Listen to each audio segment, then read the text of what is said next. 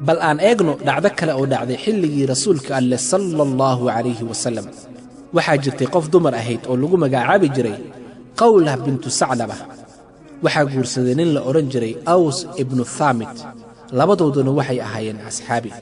aws waxa uu la dhashay saxaabiga kale oo cubaadah ibnu thaamit, allah ka raali noqdee. haddaba maxaa ku dhacay qofkaasi dumarka ahayd? waxay noqotay qof da'ah oo aan waxba qabsan karin. waxaa maalin maalmaha ka mid ah ninkeedii ku yidhi, qawlah, waxaad igala mid tahay hooyaday oo kale oo kuuma galmoon doono maanta wixii ka dambeeya ee raalli iga noqo. markaasuu ka tegey. markii uu ka tegey oo bannaanka uu ku maqnaa oo asxaabtiisii la soo sheekaystay ayuu ku soo laabtay gurigii. saa wuxuu arkay xaaskiisii oo meel fadhida. wuxuu damcay inuu la galmoodo. gacanta ayuu u soo taagay. waxay ku tidhi, maya maya maya, ma dhici karto arrintaasi. ma og tahay waxaa haddaayay igu tidhi? waxaad tidhi waxaad ila mid tahay hooyaday oo kale. ma xasuusataa waxaad tidhi? maxaad ula jeedday sheekada noocaasi oo kale ah? waxay tidhi, raalli iga noqo, waxaan u tegayaa rasuulka alle muxamed sala allahu calayhi wasallam. maalin walba waxaad igu tidhaahdaa erayo qalbigayga dhibaya. ma og tahay inaan ahay qof duqoobay oo da' ah? wixii hadda ka dambeeya ma awoodin inaan carruur dhalo. ma og tahay in xilligii dhallinyarada aan ahaa oo quruxda badnaa aan adiga kula soo qaatay wakhtigayga oo dhan? carruur ayaan kuu dhalay. carruurta aan dhalay dhan adiga ayaan kuu dhalay.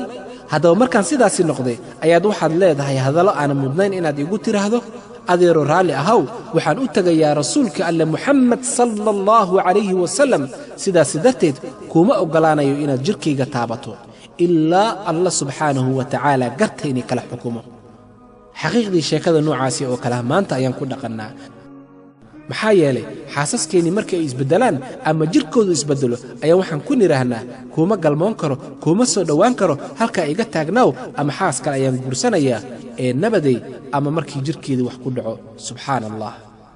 markaasi qowla waxay u timid nebi muxamed sala allahu calayhi wasallam oo waxay ku tidhi, rasuulkii allow, waxaan u ashtakoonayaa oo u dacwoonayaa allaah. waxaan doonayaa inaan xaaladdayda allah kaliya gaarsiiyo. waxaan ahaa gabar yar oo aad u qurux badan. jidhkaygu wuxuu ahaa mid aad u dhisan.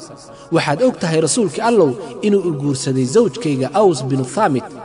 waxaadna og tahay inuu yahay ina adeerkay. waxaan u dhalay carruur badan. waxaad aragtaa sida aan u ekahay maanta. waan duqoobay. wuxuuna maalin walbaa igula hadlaa hadallo aan qurux badnayn oo gaf ii ah. maantana siduu u joogay wuxuu ii keenay inuu igu yidhaahdo, waxaad igala mid tahay hooyaday oo kale oo yaanan isku soo dhowaanin. wuxuuna ku soo laabtay guriga si uu jidhkayga u taabto oo aan ula seexdo isaga. waana ka soo diiday oo ku idhi, maya, waxaan u tegayaa rasuulka alle muxamed sala allahu calayhi wasallam.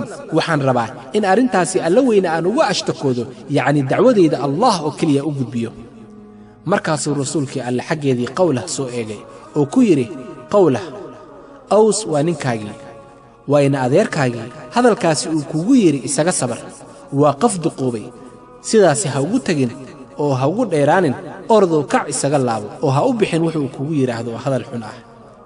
markaasi waa ay kacday oo meeshaydii ka dhaqaaqday iyadoo ku qanacday hadalkii rasuulka alle sala allahu calayhi wasallam.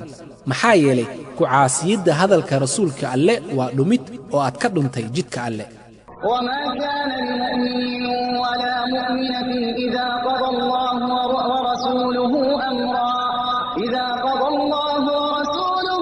أن يكون لهم الخيرة من أمرهم ومن يعص الله ورسوله فقد ضل ضلالا مبينا. uma habboona qofka mu'minka ah lab ama dhidig markii alle iyo rasuulkiisii arrin ay gooyaan in ay iyagu yeeshaan ikhyaar taladooda ah. ee haddaba kiinii kastoo caasiya alle iyo rasuulkiisii muxamed sala allahu calayhi wasallam wuxuu dhab ahaantii dhumay dhumid cad. qawlah way isaga dhaqaaqday halkii. waxay tidhi, aniga qofkaan u dacwooday oo gartayda aan u dhigtay waxay ahayd allaah gartayna inuu kala saaro, oo waan rajaynayaa in shaa allah. cajiib. saa markii ay sidaasi ugu sii dhaqaaqday waxaa si degdeg ah ugu yimid malakul jibriil rasuulka alle sala allahu calayhi wasallam oo waxyi u wada. caaishana waxay tidhi, waxaan ku jiray qolkaygii oo waxaama durbaba maqlay rasuulkii alle oo qur'aan kor ugu aqrinaya. waana gartay inuu markii uu rasuulka alle sala allahu calayhi wasallam aayaddii dhammeeyey waxaa dib ugu soo laabatay qawlah bintu thaclaba oo indhaheedii oohin ay ka qubanayaan. oo garkeedii dhan qabsaday waxay tidhi aniga alla weyne ayaan u ashtakooday oo dacwadayda u gudbiyey alla weyne subxaanahu wa tacaalaana dacwadaydii wa uu maqlay oo qur'aan ayuu ka soo dejiyey maxaa yeelay alla weyne wuxuu yidhi waxaan maqlayaa dacwada qofkaasi dumarka ah markaasuu alla weyne u sheegay rasuulka alle moxamed sala allahu calayhi wasalam inuu maqlay qofkaasi dumarka ahayd dacwadeedii قد سمع الله قول التي تجادلك في زوجها وتشتكي إلى الله والله يسمع تحاوركما إن الله سميع بصير dhabtii allaah waa uu maqlay hadalkeedii qowlah bintu athaclabah ee kaagala doodaysay moxamedow sala allahu calayhi wasalam arrinkii ninkeeda aws binu assaamit ee u dacwootay allaah oo alle waa uu maqlaa doodda dhexdiinna idinka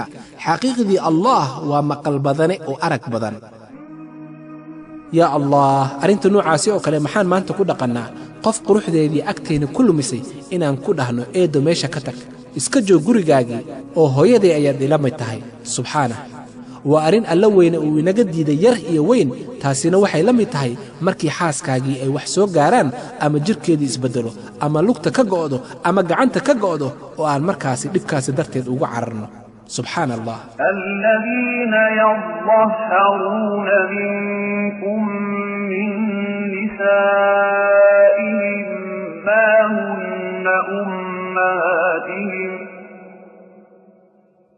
إن أمهاتهم إلا اللائي ولدنهم وإنهم ليقولون منكرا من القول وزورا وإن الله لعفو غفور kuwa idinka mid ah ee isaga yeela xaasaskooda xaaraanta habka addihaar ayagoo ku odhanaya waxaad igala mid tahay sida dhabarka hooyaday ma noqon karaan hooyooyinkooda oo cidina ma noqon karto hooyooyinkood oo aan ka ahayn kuwa iyaga dhalay oo xaqiiqdii waxay ku dhawaaqeen hadal xun oo munkar ah iyo been ah oo xaqiiqdii allaah waa cafis badane oo dembidhaaf badan saa markii ay aayaddaasi dhammaatay wuxuu alla weyne amray aws binu thaamit in xaaskiisii uusan u galmoon karin ilaa uu ka magdhabo ama ka bixiyo wuxuu alla weyne ku xukumay isaga oo dhegayso wuxuu alla weyne ku xukumay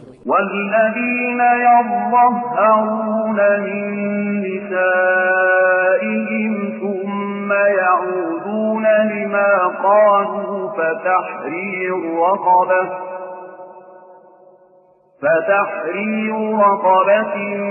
من قبل أن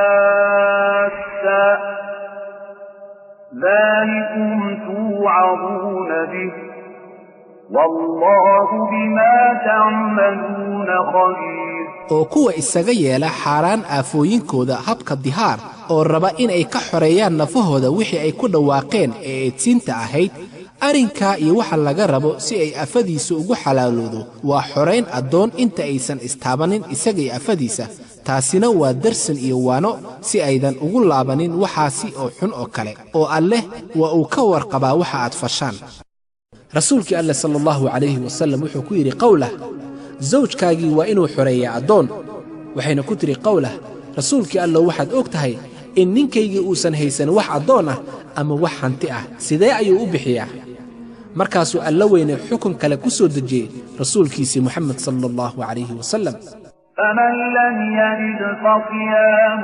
شهرين متتابعين من قبل أن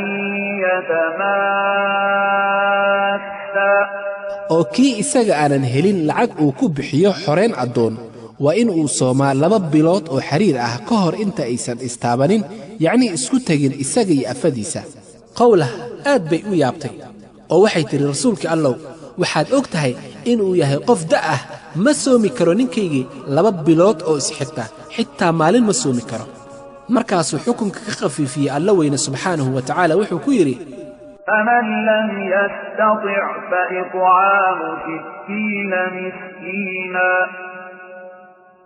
ذلك لتؤمنوا بالله ورسوله وتلك حدود الله وللكافرين عذاب أليم oo xagga kii isaga aanan awoodin inuu falaa sidaasi yacni waa inuu soomaa 2 bilood oo xiriir ah da ama cudur ama sabab kale oo sharci ah awgeed waa inuu quudiyaa 60 ka mid ah masaakiinta sidaasi waa si aad ugu yeelataan iimaan dhanka alle iyo rasuulkiisa kuwa kanina waa xuduudaha uu dhigay Allah oo qaybta gaalada waxay ahaan doontaa cadaab xanuun badan waxay haddana qofkii dumarka ahayd ku tiri rasuulkii allow wuxuu haysta ma laha oo innagaaba maalin qadna maalinna wax cunna intee wax ka keenayna markaasuu rasuulka alle sallallahu calayhi wasallam ku yidhi qowlah raashinkaani qaado oo waxay quudin kartaa 30 qafood waxayna iyadan sii raacisay waxaan anigana heli karaa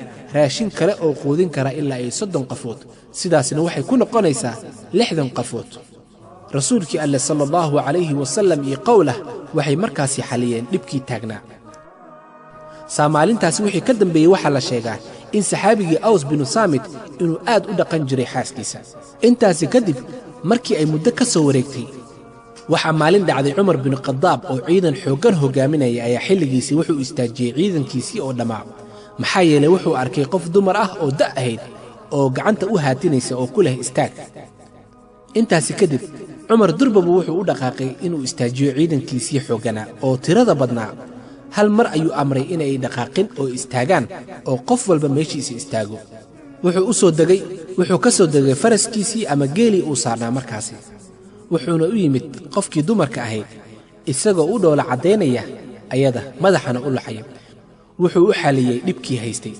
markaasuu ciidankiisii ku soo laabtay oo ku yiri ciidankiisii ina sii kaxaya aan sii soconay saamarkii ay dhexda socdeen qaar ka mid ah asxaabtii ama raggii la socday ayaa waxay ku yiraahdeen yaa amiirul mu'miniin kuma ayay ahayd qofkaasi dumarka ah oo aad ciidankeeni dhan oo sidaas u xoogganaa aad darteed u istaajisay